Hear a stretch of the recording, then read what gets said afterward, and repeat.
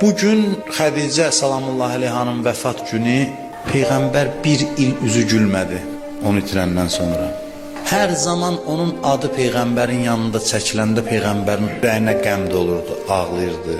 Bir dəstə qadınlardan gəlir Məkkədən Peyğəmbər Mədinədə olanda, Peyğəmbər onları çox böyük hörmətlə qarşılayır.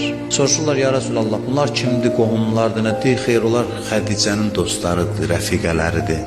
Xədicəyə bağlı hər nə varsa, Həzrət Peyğəmbər üçün çox əzizdir.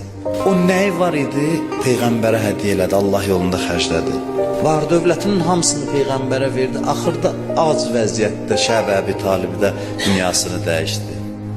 Allahın mələyi Cəbrail əleyhissalam nazil olurdu bəzən Peyğəmbərə. Deyirdi ki, Allah Xədicəyə salam göndərir. Adam, insan nə əzəmətdir.